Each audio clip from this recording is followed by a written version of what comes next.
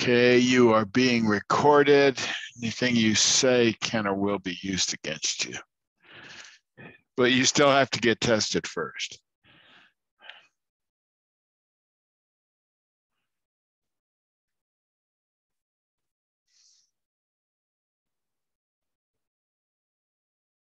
Yes, we are lively transcribing.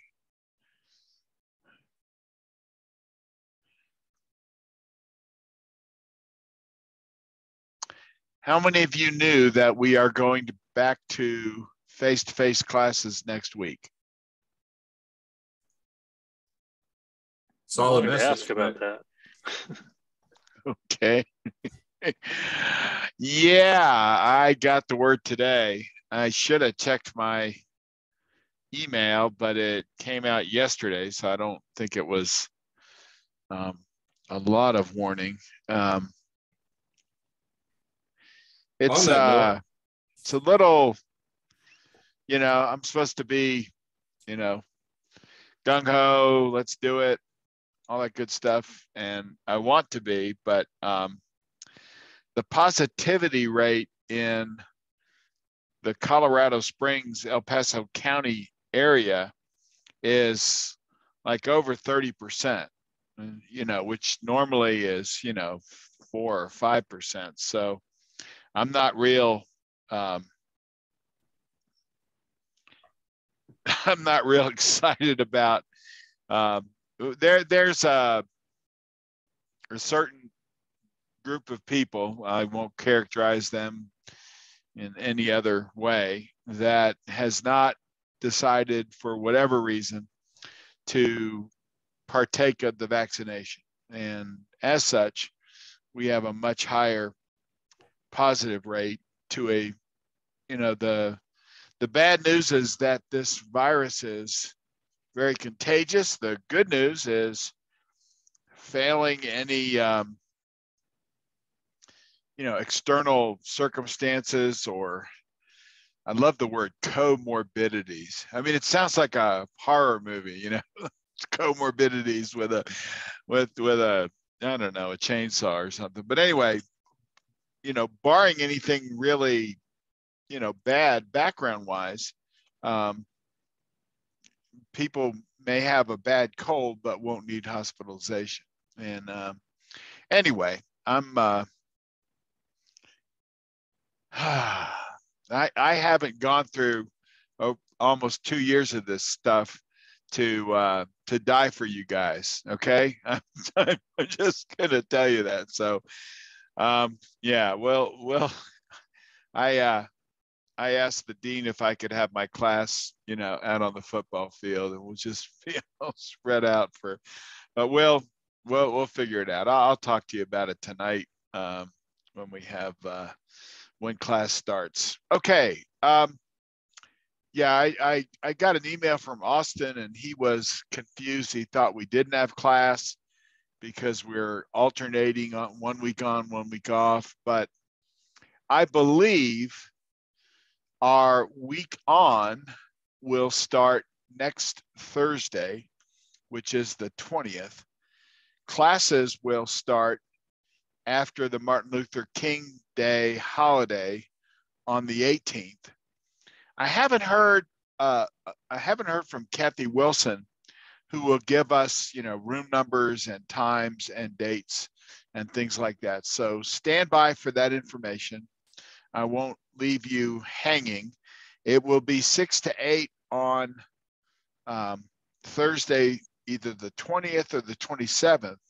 And then we alternate every week, 1 week on, 1 week off. How far do you guys live away from campus?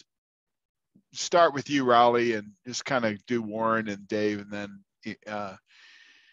Ibatayo, Alex, sorry. Anyway, how far are you guys from the campus? I could be a real smart, individual. I was like about 800 miles. Yeah. Are you off site? I'm off site right now. When I'm actually living in Colorado, I only live about 5 minutes from campus. But that brings up another thing. I won't be back up in Colorado until probably the 31st. Yeah. Well, if this is what you have, this is what we deal with. And they tried to do this once last year, and I had not gotten my booster shot, and I said, I really don't want to do this. And, Kathy was really, pretty righteous about it. There were only 4 students in the class. And so they said, are any of you going to be hurt by all this? And they were like, not just no, but hell no. So, it turned out to be okay. So Warren, what's your status? What's your situation? I live downtown. So, I mean, okay. Going to campus is not really an issue. If I'm working at Anschutz, it's not very so fun to travel from there to there, but yeah. Yeah. Okay, not too bad. David, how about you? I'm usually within an hour, whether I'm coming from work or from home. So I can go whatever the decision is, I'm fine with. Yeah, I'm about an hour and 15. It just depends on the time of day. Even Tayo, how about you? Yeah, I live 1 minute away from campus. So literally I'm living on campus. Oh, that's great. Yeah. Yeah. So, all right. Or not. You have no excuse. All right. But all right. I'm going to share. I just figure we should talk about this first. So I'm going to share my screen. And let's see here. That's not it.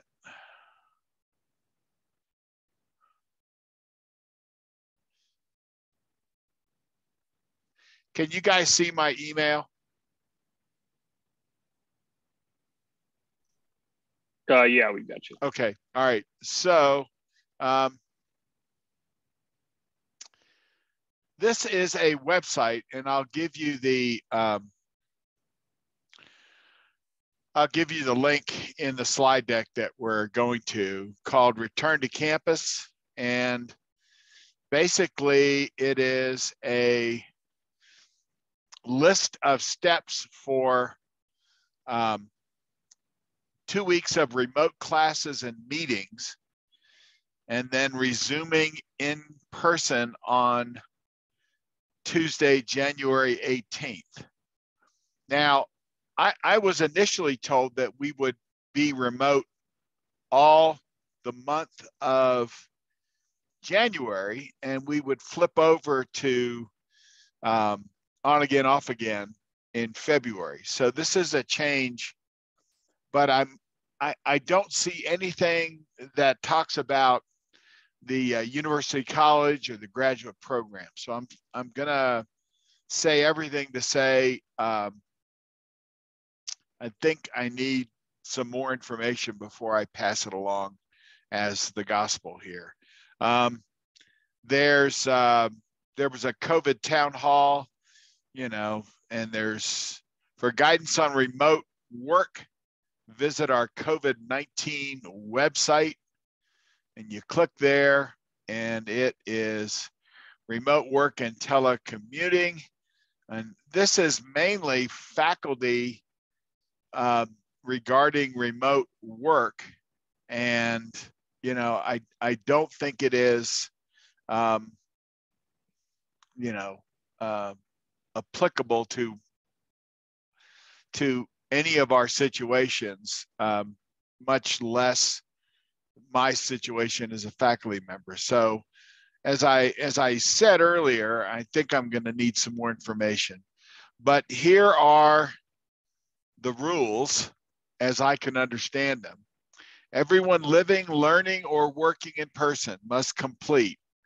You've got to be vaccinated as of September 1st, which puts, I hope you're vaccinated. And if you're not, don't come to class, okay? I'm not laughing about that. You have to have a shot record and all this stuff. You're supposed to also have your booster no later than January 31st.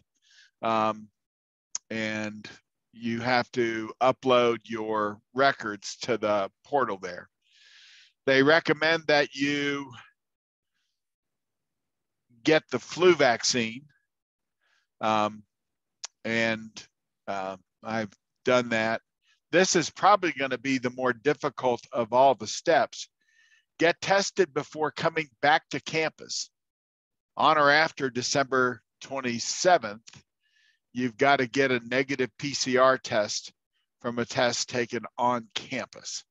So this is going to require a visit to DU. And I don't know how I'm going to do this. I'm going to try to see if I can get tested through the CU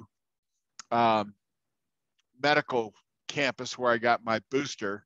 And hopefully the CU folks will trust the DU folks record. But I still don't understand this. And then as has proven effective, everyone is required to take a second test shortly after receiving their first negative test. Then they're going to assign you a second test based on your vaccination status, your first test date, your role on campus. So this is a little bit complex, and I think we're just going to have to roll with it. I will make it my responsibility to make sure that I communicate exactly what's required. And if there's any variances in the schedule, in the rotation and the times, the location, all these other things. And we'll definitely say that some of our classmates are in work-related off-site mode at this point.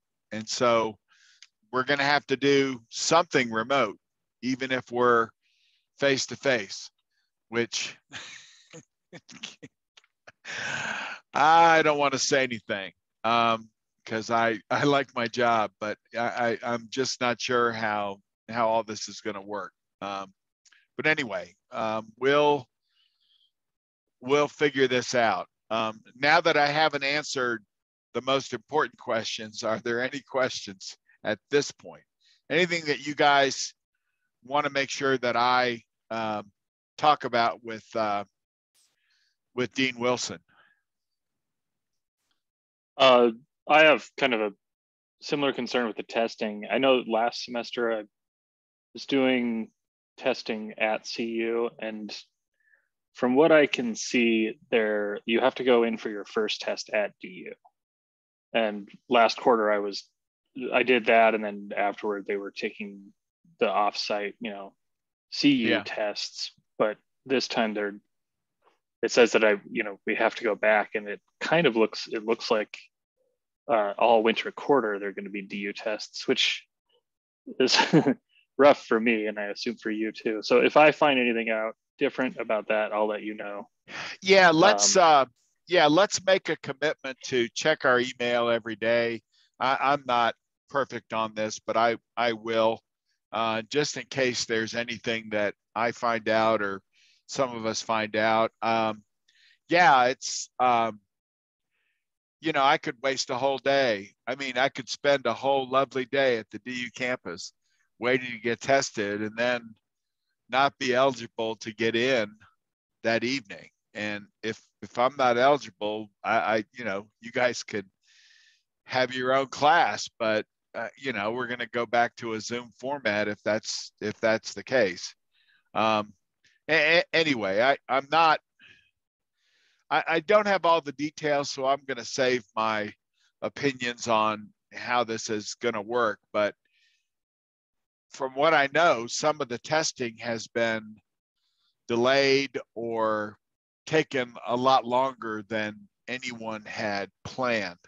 And that would, for those of us who have to go a ways from, to get back and forth, that may prove difficult. But anyway, other questions? All right, I just got this a couple hours ago and tried to make some calls, but haven't heard anything yet. So I will come back as soon as we get some information and get that back. All right, I'm gonna stop sharing and share my other screen. Can you guys see the cover page for a slide deck for week 2?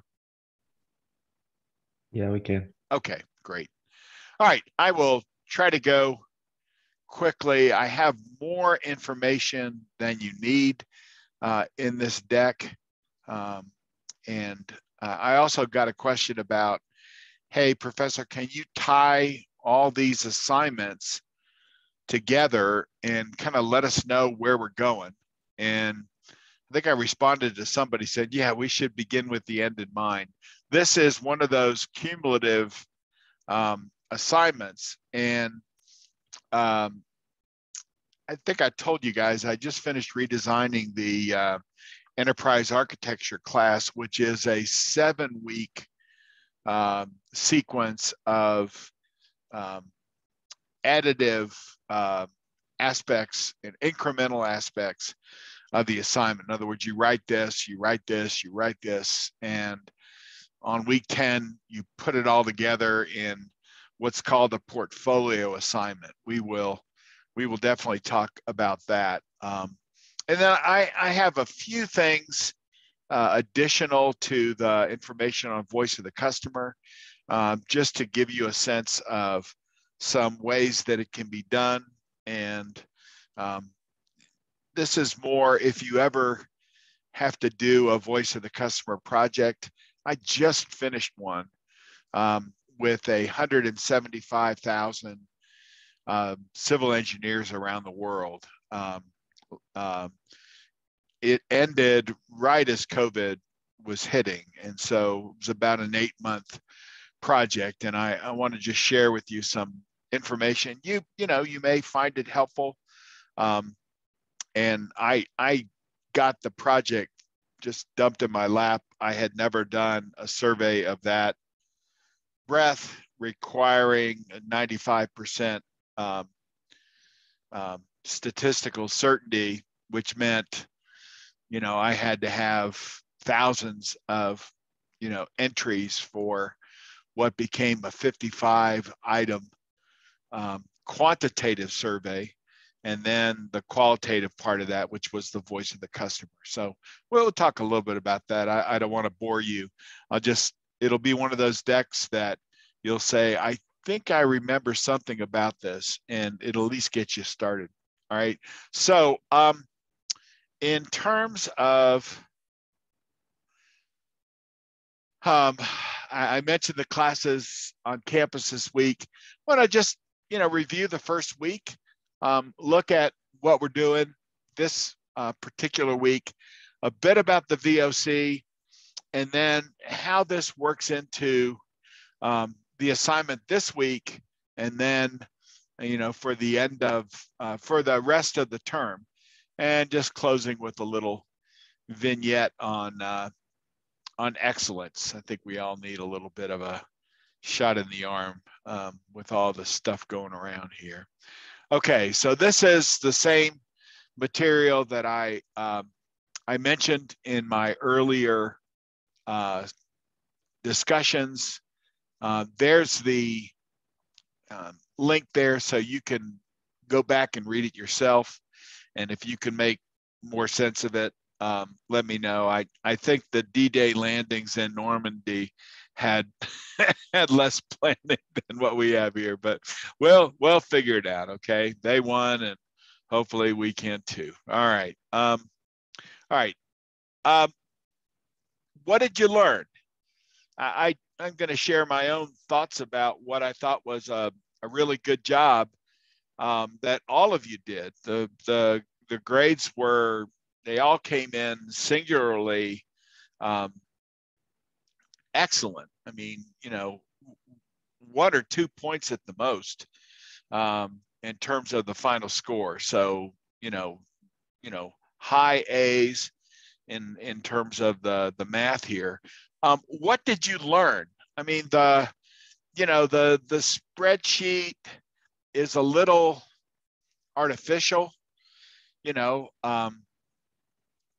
in a real business environment. The quant folks would tell you what a 3 is and what a 2 is, and you'd probably have a level of precision and a scale that's a lot bigger and a lot more allowing of you know, smaller variances. I mean, but this was more just a sense of, can you look at all the factors you need to look at and put a number on them, and do they, without looking at the totals, you know, can you figure out, or are there other variables that you haven't thought about?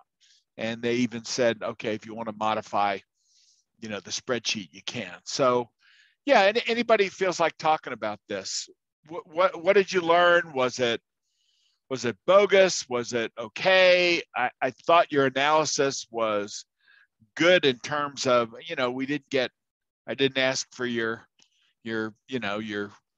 audited financials or anything like that. I don't want to know that, but you know, can you see this being kind of a guide if we had to do this for real sometime? Yeah, I think it was a pretty good guide. It actually took me out of the daily and made me think about all the variables when filling out that BBP sheet in that grid and assigning, you know, numeric values to everything. So, but that also helped me write my executive summary in a manner that, you know, I felt was pretty self-evident as a good solution. Yeah, Raleigh, you had the aerospace paper, right? Correct. Combat Yeah. aircraft. Right. And the predicament of a partner or collaborator, competitor, presented you guys with a unique opportunity to throw some business their way, and also to move forward in a much faster way than you could have done had you built it or formally contracted it out. Their I would say liability, but their hard straits, if I could summarize it that way, gave you a unique business opportunity. Am I summarizing that right? Yeah, pretty much. I mean, it's nothing you can't find on the web. So basically, the company's out of Brazil. They had a negotiation and a buyout plan with Boeing, which fell apart. So now they're back to building their own aircraft, and it's perfect time because of financial straits for the company for us to go in and just seeing about buying the particular product we're in and taking it off their hands. Wow. Or at the very least, buying that intellectual property and still bringing them on to build it, and then us to basically modify it. Think of, you know, going to the car lot and you get your base car. Well, what we do is we put all the fancy stuff in it, so that $30,000 car now is a $100,000 car, and we sell it off to the customer. Yeah, I'm looking for a Land Rover Defender, and I probably won't see it till next year, or maybe at the end of this year. But yeah, the base model is like 90, but then the aftermarket, you know, the roof rack that you put a 10 on, the ladders, the towing, the 50 caliber water cooled machine gun turret in the top. It's like an MRAP or something, like a Humvee or whatever. But seriously, I mean, the amount of cost there, it leads, yeah, some companies, you know, go into business, and some have a unique relationship with you know, Land Rover, and build these right near the factory and then ship them over to the final destination. So, and there's a little warranty bonus and things like that. So yeah, I thought your paper was well done and it was a really interesting opportunity. Anybody else want to talk about it? I can say a few things. I liked it because going into it, I had one way that I thought that I would take the idea of this procurement, and then through the spreadsheet, the outcome was actually something different. And part of that was because of historically how my company did things is, build it from within, have your own product, something that you own. And so I just assumed that that would be the better option for this idea that I had. And then it ended up being partnering as the better way. So it made me think of, different reasons and strengths behind why that one would work out as opposed to doing it internal. Yeah, of course, that we've never done it that way wins every argument when it's coming from somebody from the C-suite, right? Company culture is important, and nobody went to modify the grid. I was thinking somebody would do that, but maybe that was being a little too honest. And some companies are proud that they do everything internally. Others want to keep things lean, and they don't want staff bloat or scope creep or those sorts of things. And so the project is more just in time and with pieces that were not invented here, nor did they have to stay here. So it's I've been in some meetings with companies who did not want to have my consultant services or things that my company did that could help them. And sometimes they would brag on and on and on about how self-reliant they are, and made me want to say, I'm not sure I ever said it to them directly, maybe on the way out of the meeting. I said, well, you can make your own rubber bands and loose leaf paper, and never really have time for what your core business that differentiates you from your competition is all about. But that's always a question, and that came up to partner, to go it alone, in a lot of the other papers that I read. Who was the paper? Maybe not here. That was the construction company here in town. Any of you guys on that one? Okay, it's I only have 6 or 7 students. I should remember each person in their paper, but I'm not looking at them right now. One of your colleagues works for a construction company, and their business is hard pressed to continue right now in a real time of a growth spurt. And so the recommendation was to start buying smaller companies and building a scale company that could compete on larger projects and because it's boom or bust in housing. So and this is a very cyclical business where you make a lot of money for 5 or 6 years in an upbeat economy, but then if the economy tanks, then housing will be one of the first barometers, canary in the coal mine, as they say. And so I could not help, because my nephew lives in Superior, one of the towns that took it pretty hard. The rental house that he was living in burned to the ground, but it was unoccupied as they were still on vacation in Florida. But the new home that they were building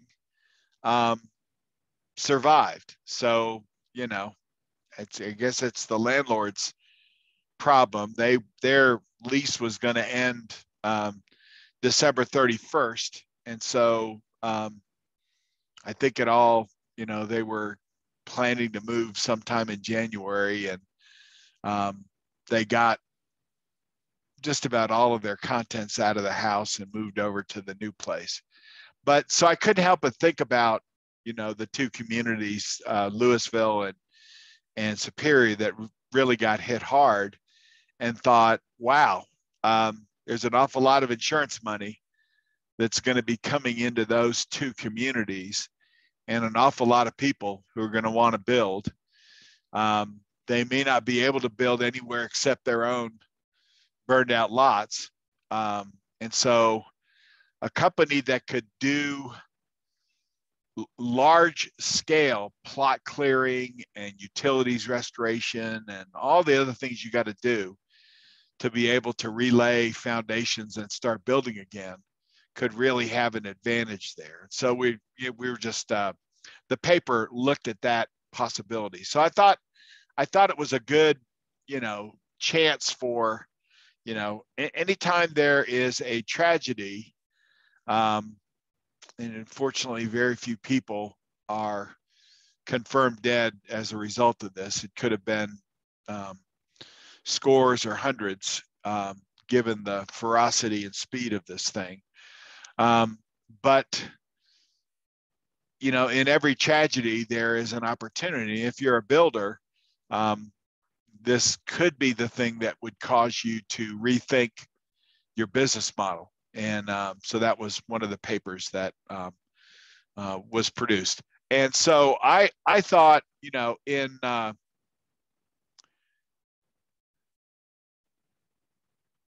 you guys hear me?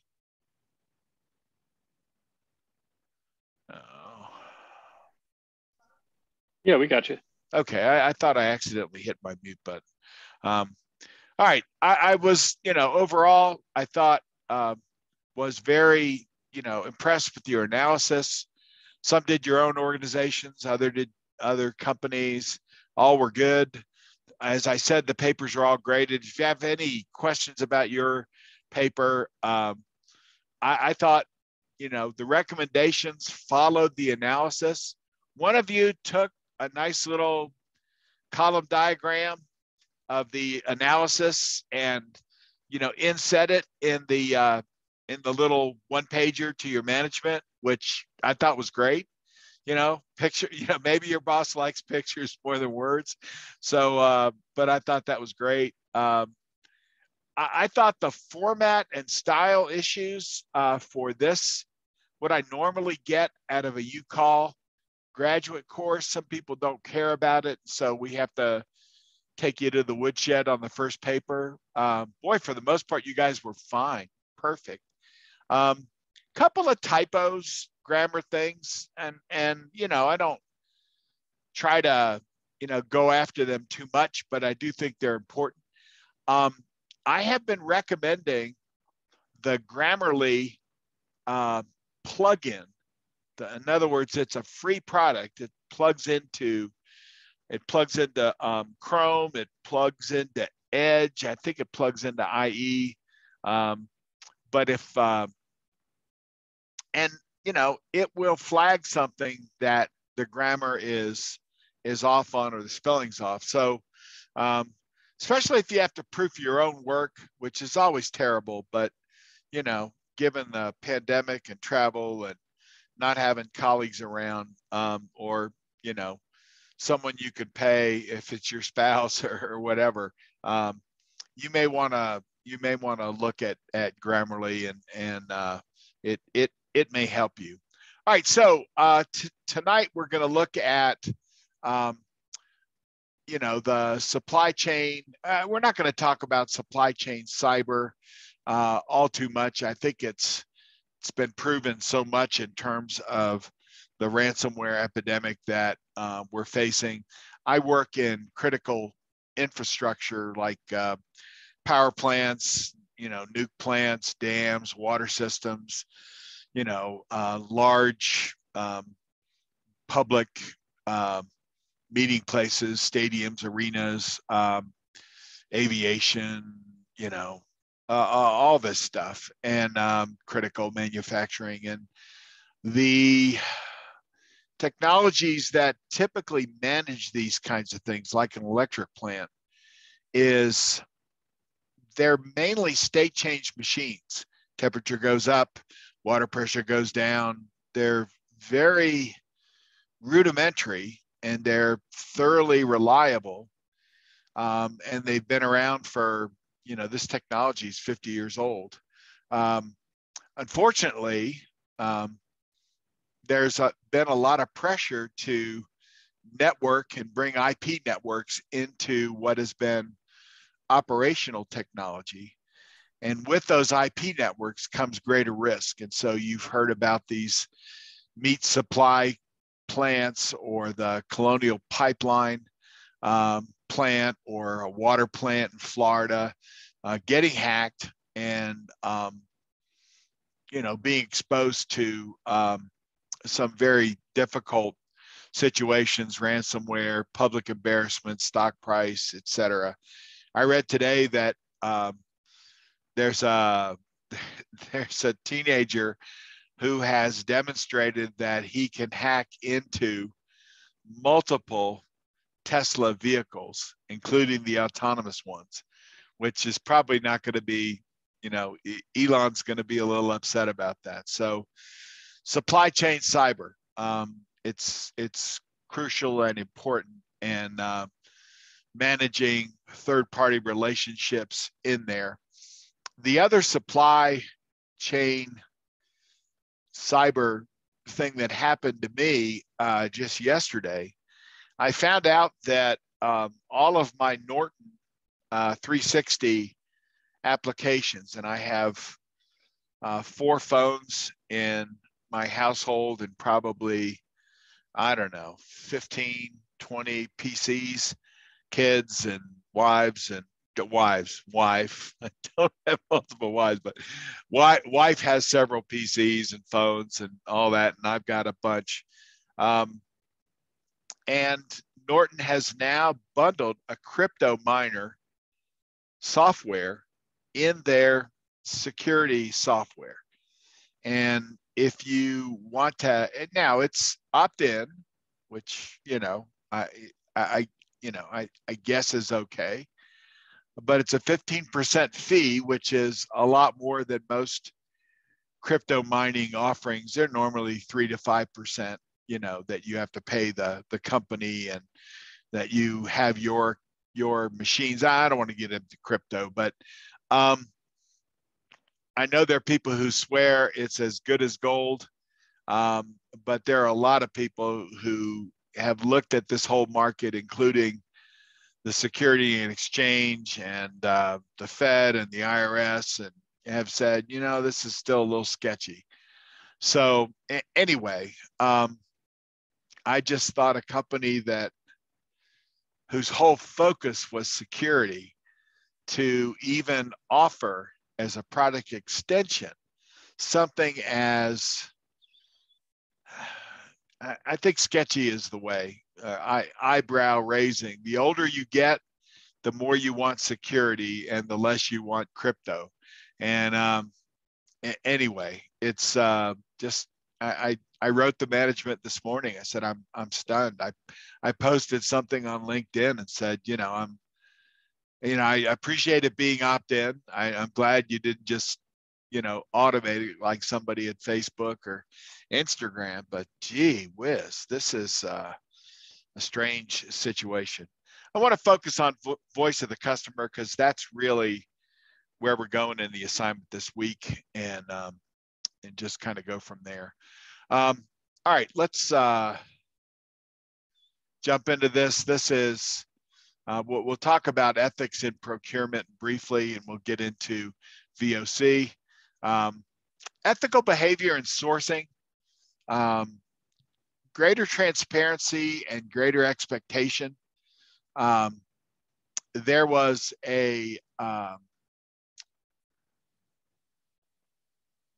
senior vice president who worked for Bayer, which is a Swiss company, but he was traveling from France back to Switzerland or Germany. I forget where their headquarters is. And he was arrested before he boarded the flight. And the reason is that Bayer had been accused of employee exploitation in Asia Pac. I forget the name of the country. I won't say China, but it's either China or Singapore. And as a member of the EU and a company that was in the EU, a rule that had just been enacted January 1st meant that if you were caught traveling through EU borders and your company had these allegations against it, you would be detained until it was ascertained that you were free to go, given the issues with your organization. So the idea that the leadership suite can sit back in some safe headquarters and allow the supply chain to commit unethical behavior. And some of the bigger problems have been with slave labor in Asia Pac environments. I mean, human trafficking is a global problem, and it happens in America, and it happens in, LATAM, where somebody is with limited citizenship rights is forced to work substandard conditions or substandard salaries and things like that, but done en masse with a particular ethnic group still goes on in some countries. So it's not a new trend, but customers are now making purchasing decisions based on that. What I found really interesting was the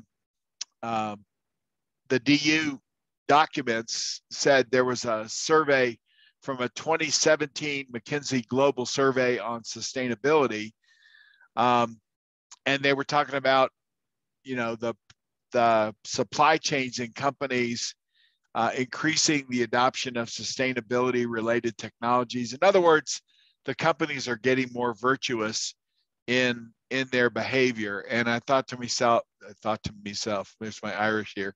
I thought to myself, well, that's interesting. But there are some companies that are still dealing with these things. Apple and Nike, in terms of their procurement in China, I went to Nike's site today, and Nike has been accused of false labor. A number of their of illegal standards in their supply chain, and sources from the Xinjiang Uyghur Autonomous Region, where this particular minority that has been the Chinese government, the PRC, has accused them of using forced labor. Not only Apple, but Nike's story in a recent London paper said that 7 of Apple's suppliers have been accused of using forced labor. Used to be, this was very common in the textile business. You could say, well, you know what, that's in Bangladesh, and we're Old Navy, and, we have a holding company, that does business with them, but we don't, whatever. Those days are gone. And so we're seeing more and more people being held accountable for a longer supply chain, even in terms of a consultancy. I mentioned McKinsey. What's really interesting is last year, this is a Times article, that they had to pay over $600 million for their role in an opioid crisis. And, they were giving sales advice to Purdue Pharma, the main manufacturer of OxyContin and whatever. And, used to be, they would say, well, look, this is just our advice. We're not binding them. We're not responsible for what they do with it, et cetera, et cetera, et cetera. Those days are gone. And it's that way with your suppliers. You can't just say, well, it's a supplier problem. We caught it, but, you know, we're going to have to fix it. And, you know, we're not liable. No, you are. So these things are becoming more and more difficult to weasel out of. So anyway, the assignments for this week. There are procurement trends, the lecture, and, you know, my question is always, how will these change because of COVID-19? Hopefully we'll have a class and it'll meet somewhere and we can talk about it. But the readings and the instructional materials are there for you to go over. I want to talk about voice of the customer. Steve Jobs, some of you may, of course, recall him as one of the founders, along with Steve Wozniak, of Apple. But, you know, you read all the stuff about voice of the customer, and I always think what Jobs said. He said it's hard to design products by focus groups. A lot of times people don't know what they want until you show it to them. I mean, I think the little iPod music player, there were a lot of different music players out there, but iPod's user experience and their user framework and software, and coupling that with a music store, became a really irresistible category, what they call a category killer. I don't think anyone knew. I read somebody from AT&T in 1947 said someday people will carry around their phones, and the guy almost got fired. Because it was just not the way Ma Bell did things in terms of telecom. But think about where, even since the turn of the year 2000, BlackBerry's out of business in terms of a phone. I think they had a superior keyboard and a superior security platform and a lot of other things, but the irresistibility of iOS and Android, and we now have billions of cell phones out there in the world. And I don't think anyone said, I really want a phone that I can carry around and have all my apps and have, I think it was up to Jobs to do that. Now, some people have given him a hard time.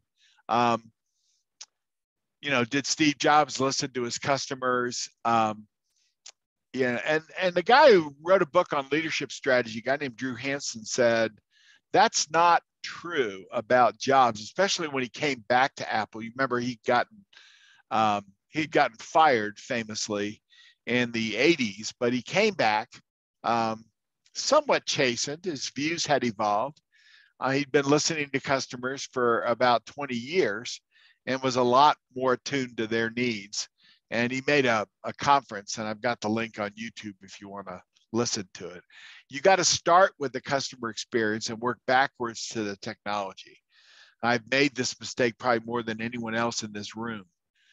As we have tried to come up with a strategy and vision for Apple, it started with what incredible benefits can we give the customer? Where can we take the customer in terms of the customer experience?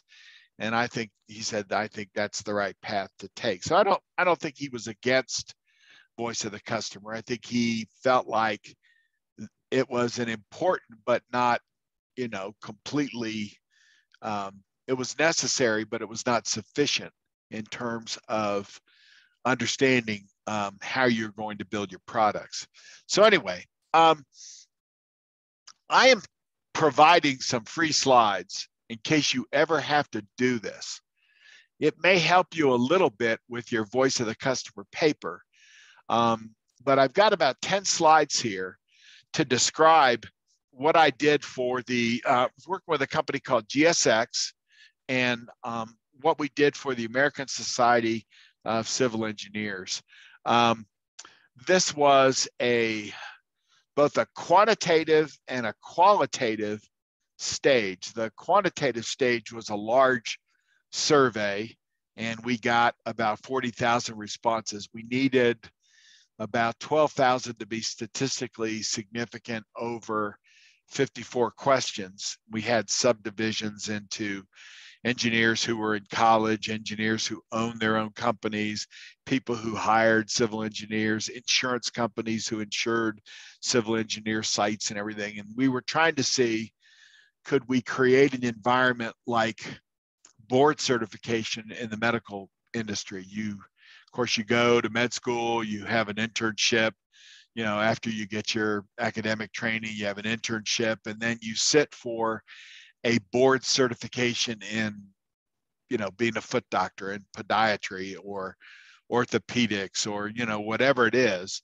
And we were thinking a similar system could be created to certify people in geothermal or water or, materials and other aspects of civil engineering. And so they asked us to do this, and we did interviews, case studies, we got expert opinions, we did focus groups, and we did, open-ended survey questions. These were all of the things we added to the quantitative stuff that we had already put together. And this is just qualitative versus quantitative research. We got some footnotes in case you ever need this. These were what we did. The things we did an electronic survey using their system. We got lots of, quantity goals. Now we gave away a lot of money, and the incentives got people to get into it. We did individual interviews, 20 minutes. We got 60 to 90-minute focus groups based on the different groups there. We looked at educators, we looked at students, engineering students in college, newly employed ones, mid-career owners, et cetera. What qualitative and what quantitative information gives you, you need both. And the qualitative is a lot harder to put in a format that can be used analytically. It sounds like a lot of opinions, and how do you talk about trends in that opinion without getting into something that's overly quantitative? So just, focus group information online, because we got into COVID, and so we had to do some of our focus groups online. This was like March. The American Civil Engineering, or the ASCE, the Association of Civil Engineers, is a global organization. Like I said, it's close to 200,000 engineers all over the world. They all came to Orlando. The plan was for them to all come to Orlando, and we were going to survey and discuss the heck out of them. But of course, everything got canceled with the pandemic in full swing by March of 2020. So advantages of focus group, just everything that starts with S: synergy, snowballing, stimulation, structure, et cetera. And then the 5 M's, you can misuse the results, you can misjudge, because you've got a moderator who may be reading the audience. That's why a lot of times focus groups are videotaped, so they can be broken down by other dispassionate people. They're messy. Sometimes you can misrepresent the data without even intending to. So here are the applications. Here's what a focus group, if you ever have to moderate a focus group, it is not an easy role. You have to be kind, but you also have to make sure they don't dominate the rap and talk for 20 minutes. You have to see where the group is going. You have to encourage people who haven't said anything, or, make sure that if somebody makes a general statement, you tease out what they're talking about. So a lot of things here, intellectual, emotional, awareness of how the group is and group dynamics, et cetera, et cetera. Some people will,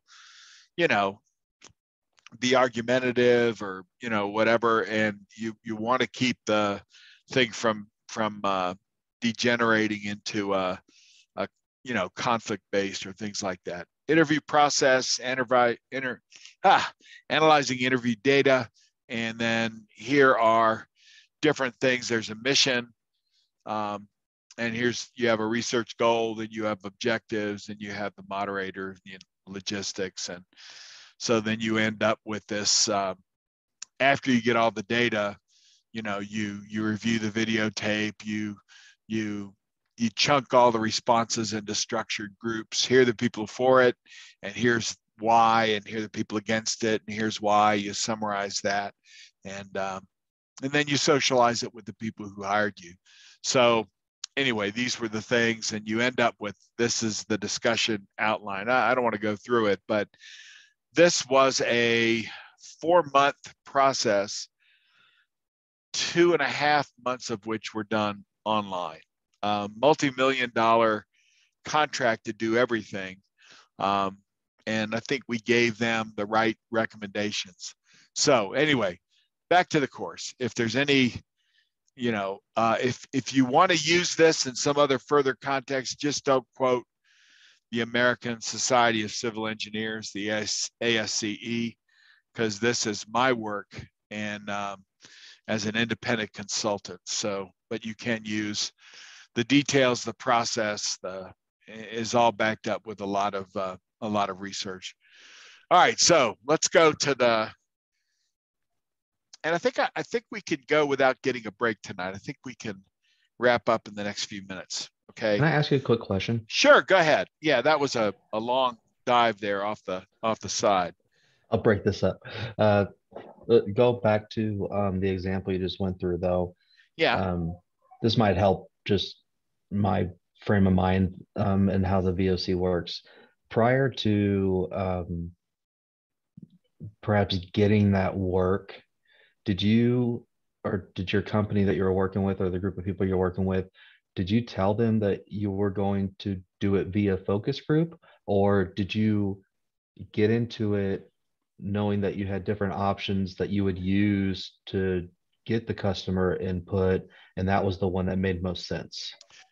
Well, it was kind of a mix of both.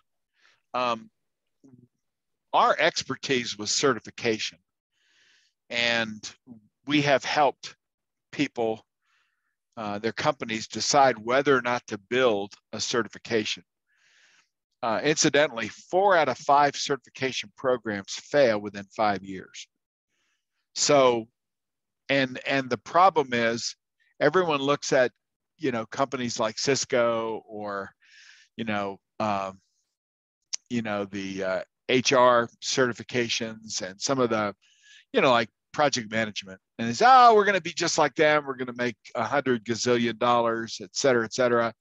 They have no idea of what their market's like. They don't do the homework to validate whether there's an interest. And so they had tried to build one previously without that, and it failed miserably. So now they were under even more extreme pressure to have an independent voice validate that there was there was a need for this certification in this form. So we had 2 phases of the project. One was the go, no go phase, where they had a bunch of quant people and a bunch of statisticians. We had a bunch of learning quant people. In other words, what's a fair question to ask to validate knowledge, skills, abilities in, this area. So you put all those quants in the same room. Holy crap. It took months of just getting the survey instruments put together. We agreed on, to get a 95% degree of certainty on each of the questions and the quantitative phase, to get qualitative information. Not that it would tip the scale, but it would give us more of an understanding. We tried to get people who, the perfect situation was to get someone who had spent a half an hour taking the survey. Most surveys should be less than 15 minutes, but this one was so detailed. And their members they really love being an engineer, and they really love ASCE. So they put up with a half an hour's worth of survey. And then the last question is, would you be willing to talk about your experiences with an interviewer to get further details in this area? So that was the voice of the customer, the socialization, and the qualitative side of things. And then after they did that, you know, are you going to Orlando to this conference?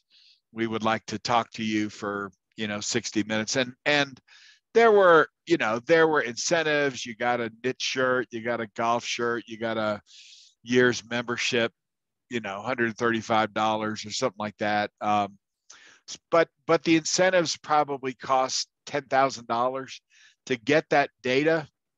It was priceless. So I had never done a survey of this size, but I definitely surveyed markets before building certifications. I enjoy proving that this is a stupid idea, and saving companies from wasting their money. Unless it's a really clear thing, or sometimes people use certifications to keep their customers from buying their competitors' products.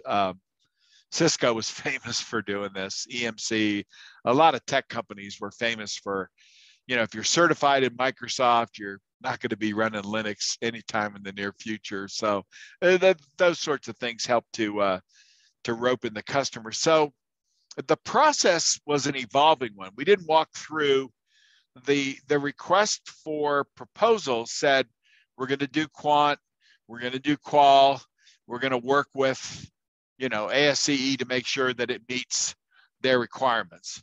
We had the PhDs in statistics and things like that, but no one who had worked out on this scale. And so, there was some back and forth as we designed everything. But then we executed it, and they were very happy with the results. So does that answer the question? Yeah, it did. Thank you. Okay. All right. So anyway, I'm not bragging about it. I made a million mistakes. The first one that I made was, they said, have you ever done this on this scale before? And I should have mumbled. But I have a bad habit of telling the truth accidentally. I said, no, not on this scale, but, I think we can work with the technologies. And, they had a good survey program that we used. And, at first they were like, really? I said, look, we're not a survey company. You want a survey company? Get Accenture, get Nielsen, get, whatever. If you want a survey company, if you want a certification company that can ask good questions about what you need to know before you build one, we're there. And so it was one of those things. So the owner of the company who was in the meeting at their headquarters said, Rick, don't ever answer a question, honestly. Just, mumble or say, well, not with engineers or something like that. But anyway, we all learned a lot as we went through this. So anyway, so you guys have to do a VOC, and I underlined the 3 deliverables, okay? You have a framework on how to bring the voice of the customer into the project. Now, I thought that some of the material in the ASCE survey sounds a lot like the questions you ask in a VOC engagement. So you may want to find some information there or in the other areas. HP was real famous for doing VOCs. And I've been a part of them and when I worked in the storage industry. Which process have you identified? Create a map for the process. So you need to build a framework, not just back of a cocktail napkin. what process have you identified? Just, Google the results, look at the different types, find one that makes sense for your particular company. Now, you just have an executive summary, okay? And like most of you did, 1-2 pages at the most. You got a cover page and references if you need them. But like you're talking to your executive suite saying, based on the framework, we're going to use the XYZ Agile method. This process will involve us doing, without, detailing everything, give a high level picture of what you've done. You don't have to bring, attach it to the document or anything like that, but you should know of what you speak, okay? And then you write this up. This is the last single paper that you write in what will be a major assignment, a major procurement assignment for the rest of the term. And we'll get into that. Here's the rubric. You're structured logically, you understand the topic, you've incorporated material from the readings, you've built the framework, you know the way it's going to work, how your model's going to work, and you follow all the UCall style guide things, and you're going to be in good shape. It's a 50-point assignment. So based on how you guys grasped last week's assignment, I think you're in good shape there. I'm going to send a document in probably tomorrow that's basically it's a one-pager on how to do a good executive summary. Some of you were, I don't think there were any of them that needed radical improvement, but just to remind yourself, you're going to write 1 million of them for the UCall program, the ICT program. And so I usually give this out just so that you'll have a checklist on how to do it. This is the last assignment that is hovering around a large procurement project. And I want to lay this out. Somebody asked a question on, how does this connect with the rest of the class? Week 3, which is next week, you get a procurement communications plan. It's kind of like a RACI plan in project management and some other things. Who do you talk to? Who's involved? Who's pulled in? Et cetera, et cetera. What is important is there is a procurement plan template. It's a Word document, and it's like 12 pages. And I just did a screen grab of the first page here. But you've got 5 sections. You've got a charter and vision and market research, the VOC information that you've pulled in from this assignment, what your procurement approach and communications approach is, how you're going to score out service standards, and how you're going to manage the contract and all this stuff. Don't worry if you don't know all the details about these things right now. The plan of the course is to take one of these areas each week, procurement comps plans, sustainability, supplier selection, your charter, your statement of work, your SOW, what the contracts are, RFP, RFQ, et cetera. They will all be,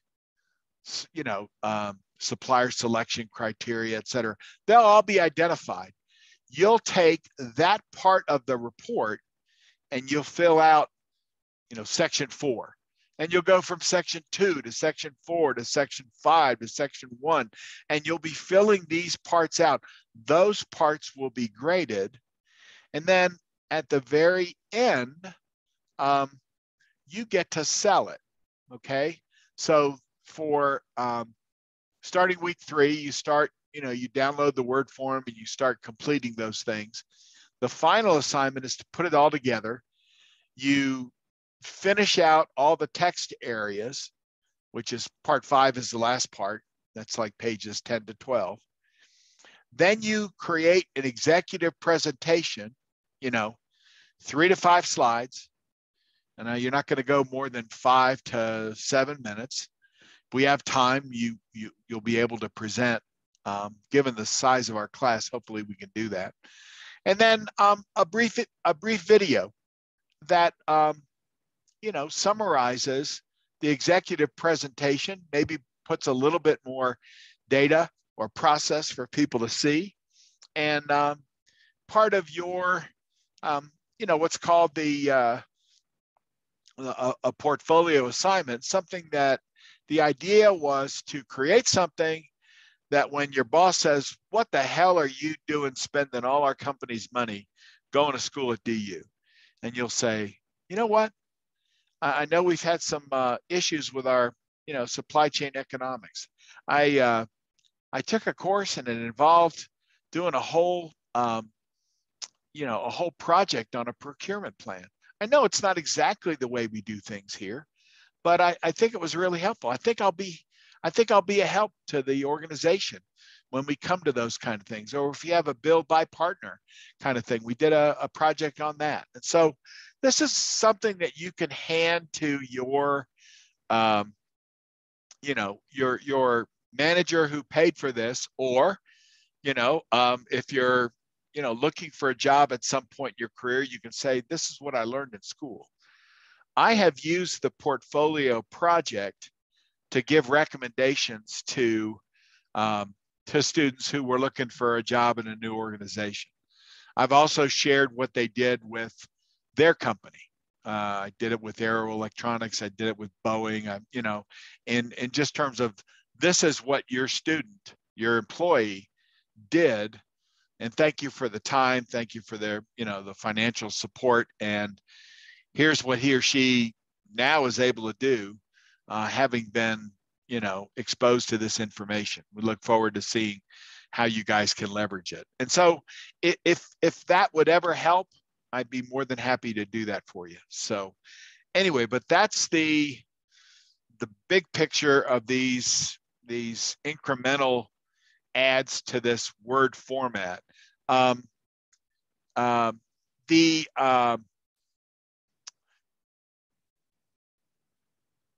If you haven't done one of these portfolio things that's additive, I'll tell you, it helps if you focus and don't write anything that's going to be in another topic. In other words, week 3, I'm doing the comms plan. That's all I'm doing. I'm not going to talk about supplier selection or, ethics or procurement strategy, whatever. I'm going to focus on comms. You will find that when the whole paper comes together, you have a nice, crisp structure. You can even put a table of contents on the first page in an abstract, and it just absolutely pops because you're not wandering into topics that are extraneous. If you do, I'll put a note on the side that this is good, but save this for this part or something like that. So anyway, I've talked a lot, and I know we've gone a ways, but questions on at least the voice of the customer part of things. So we don't have to understand the whole thing, but we do need to understand the big picture. So I don't want to just gloss it over. Anything that I've said that has tweaked something that you've got a concern about?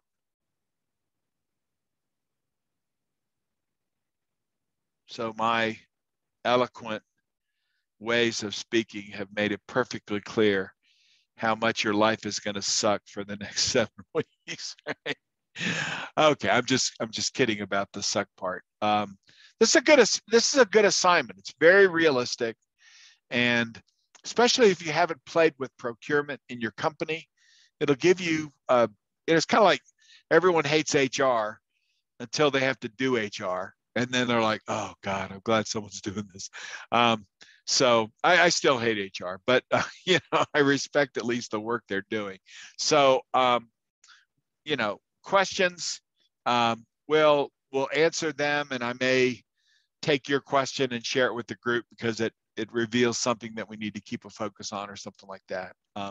But any questions on this? I hope you get a sense of the big picture.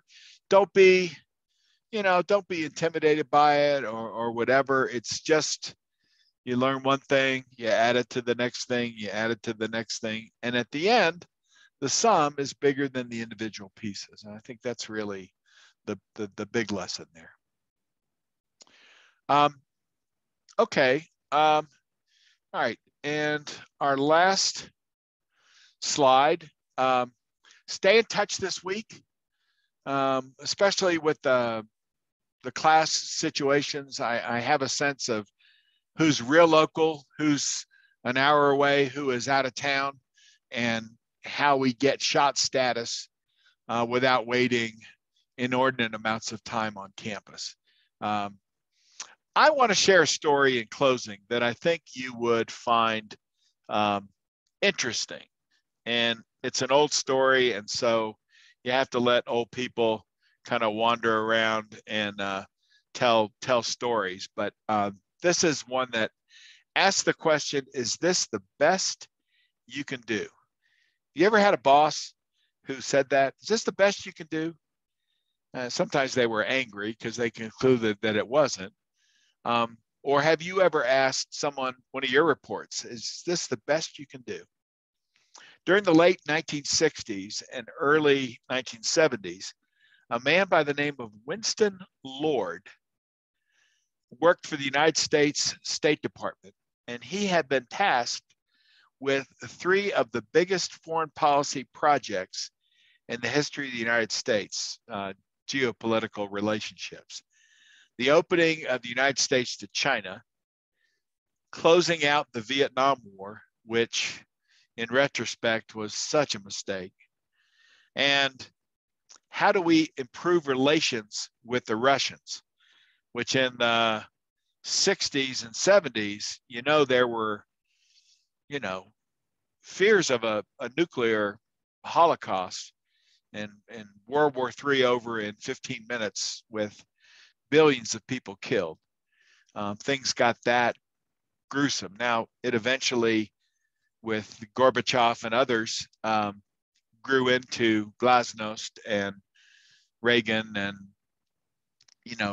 being able to put an end to the Soviet Union and have a free and independent Russia and a free and independent former, Soviet Union countries. So this guy was a speechwriter for Henry Kissinger, the Secretary of State, and for Richard Nixon. And so the political duties of the ambassador of China, Winston Lord, had a tough job. Kissinger was a writer himself and a very harsh critic. Henry Kissinger is like 150 years old today, and he still bills at about $2,000 an hour for his consultations. Still a brilliant guy. Anyway, Winston Lord was told by Kissinger to submit a first draft on a speech that Kissinger had to give in a month's time. The next morning, Kissinger called Winston Lord and said, for feedback, and said, is this the best you can do? And Henry Kissinger had a very German accent and, whatever, German and Yiddish and whatever. And Winston Lord said, Henry, I thought so, but I'll try again. So Lord goes back to the drawing board, tweaks, revises. He resubmits another draft a few days later. This time, Kissinger calls Lord into his office, State Department, top floor, and says, are you sure this is the best you can do? And Lord starts questioning his work and said, well, I really thought so, but gosh, I'll try it again, sir. And anyway, this process, believe it or not, and Lord tells the story. I have no reason to doubt the book that he wrote. But this process goes on 8 times, 8 drafts, 8 times Kissinger says, is this the best you can do? And Lord finally comes back to Kissinger's office the 9th time and awaits his response. And Henry, sure enough, says the same question, is this the best you can do? At this point, Lord has a meltdown, as he describes it. He's fed up and he is furious with the Secretary of State. He said, Henry, I've beaten my brains out. This is my 9th draft. It's the best I can do. I can't improve one more word. And he's absolutely pissed. And then Kissinger looks up at Lord and nonchalantly says, okay, well, in that case, now I'll read it.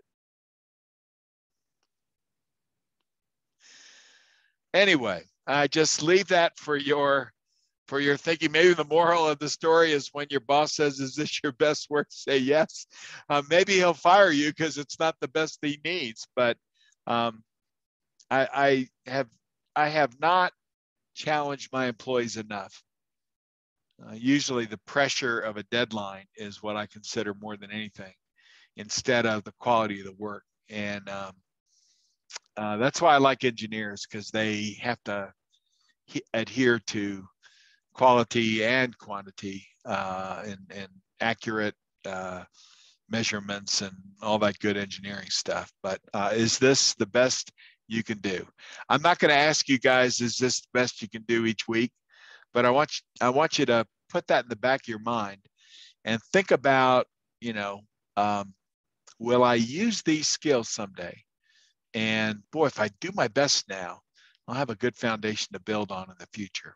All right. Anyway, other questions as we break?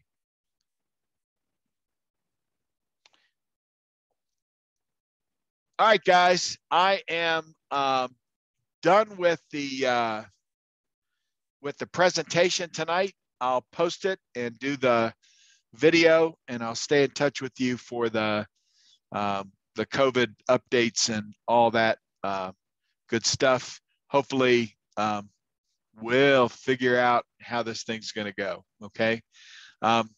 There is a church of existentialism, and they have a sign on the front of their building, and it says, "We don't know where we're going, but we're on our way." And so I don't want to make fun of the plans to go back to class, but they're a little less clear than I want them to be. And I promise you, I will get that clarity so that we all know what we're doing next week. And maybe we'll all just decide to go visit Raleigh. And Raleigh, how many people can you fit in your living? And I need my own bedroom too, because I snore. So anyway. I'll be living in a hotel come Monday. So. Oh, okay. Oh, so plenty of room, but you're not comping us though, right? Nope. I got some Marriott points, but that'll be it. So I use those with my wife. All right, guys. Thanks for being here tonight. And we'll stay in touch this week. Okay. All right. Talk to y'all later. All right. Okay, Professor. Thank you. See you guys later. Take care. Good luck on good luck on the assignment and good work on your papers. Everyone's off to a good start. We'll see you guys later. Bye-bye now. See you, sir. Bye.